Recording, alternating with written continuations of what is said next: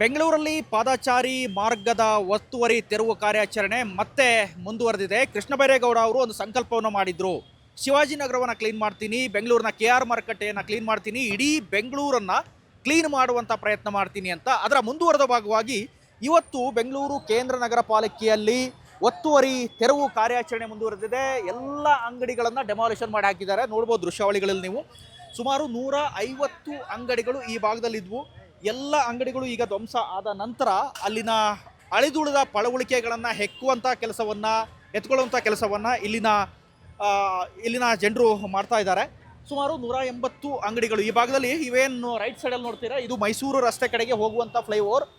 ಉದ್ದಕ್ಕೂ ಸುಮಾರು 180 ಅಂಗಡಿಗಳನ್ನು ಇಟ್ಕೊಂಡು ಜನ ಇಲ್ಲಿ ಜೀವನವನ್ನು ನಡೆಸ್ತಾ ಇದ್ರು. ಆದರೆ ಇದೆಲ್ಲದೂ ಕೂಡ ಸುಪ್ರೀಂ ಕೋರ್ಟ್ನ ನಿರ್ದೇಶನದಂತೆ ಅಥವಾ ಸುಪ್ರೀಂ ಕೋರ್ಟ್ನ ಆದೇಶದಂತೆ ಇವತ್ತು ಅಂಗಡಿಗಳನ್ನು ಒಡೆದಿದ್ದೀವಿ ಅನ್ನೋದು ಪಾಲಿಕೆ ಹೇಳ್ತಕ್ಕಂಥ ಮಾತು. ಸುಮಾರು 40 JCBಗಳನ್ನು ಬಳಸಿ, 40 ವಾಹನಗಳನ್ನು ಬಳಸಿ ಈ ಅಂಗಡಿಗಳನ್ನು ಒಡೆದು ಹಾಕಿದ್ದಾರೆ.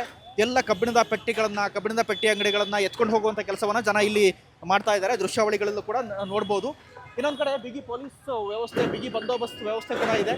ಹಾಗೆ ಸುಮಾರು ಪೊಲೀಸ್ ಸಿಬ್ಬಂದಿಗಳು, ಆ್ಯಂಬುಲೆನ್ಸ್ ಸಿಬ್ಬಂದಿ, ಪಾಲಿಕೆಯ ಸುಮಾರು 120 ಜನ ಸಿಬ್ಬಂದಿಗಳು ಈ ಕಾರ್ಯಾಚರಣೆಯನ್ನು ಇವತ್ತು ಮಾಡಿದ್ದಾರೆ. ಎಲ್ಲ ಅಂಗಡಿಗಳನ್ನು ಬೆಳಂಬೆಳಗ್ಗೆ ಒಡೆದು ಇವತ್ತು KR ಮಾರುಕಟ್ಟೆಯನ್ನು ಕ್ಲೀನ್ ಮಾಡುವಂಥ ಕೆಲಸವನ್ನು ಮಾಡಿದ್ದಾರೆ.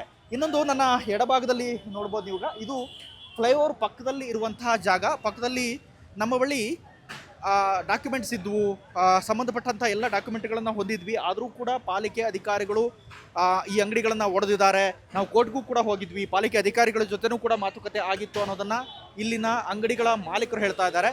ಒಟ್ಟಾರು ಸುಮಾರು 180 ಅಂಗಡಿಗಳನ್ನು ಇವತ್ತು ಒಡೆಯುವಂಥ ಕೆಲಸವನ್ನು ಪಾಲಿಕೆ ಮಾಡಿದೆ. ಈ ಮೂಲಕ ಬೆಂಗಳೂರಿನ KR ಮಾರುಕಟ್ಟೆಯನ್ನು ಕ್ಲೀನ್ ಮಾಡುವಂಥ ಉದ್ದೇಶಕ್ಕೆ ಇದನ್ನು ಮಾಡ್ತಾ ಇದ್ದೀವಿ ಅಂತ. ಆದರೆ ಇಲ್ಲಿನ ಜನ ಆರೋಪಿಸ್ತಾ ಇರೋದೇನಂತಂದರೆ, ಜಮೀರ್ ಅವರ PA ಅಂದರೆ ಈಗ ಮಂತ್ರಿ ಆಗಿರುವಂತಹ ಜಮೀರ್ ಅವರ PA ಕೆಲವು ಅಂಗಡಿಗಳನ್ನು ಇಟ್ಟಿದ್ರು. ಅದು ಕೂಡ ಕೋರ್ಟ್ಗೆ ಹೋಗಿತ್ತು. ಆ ವಿಚಾರದ ಸಂಬಂಧವಾಗಿ ನಾವು ಡಾಕ್ಯುಮೆಂಟ್ ಇರುವಂತಹ ಅಂಗಡಿಗಳನ್ನು ಈಗ ಒಡೆದು ಹಾಕಿದ್ದಾರೆ ಅನ್ನೋದು ಇಲ್ಲಿನ ನಿವಾಸಿಗಳ ಅಥವಾ ಇಲ್ಲಿನ ಅಂಗಡಿ ಮಾಲೀಕರುಗಳ ಆರೋಪ.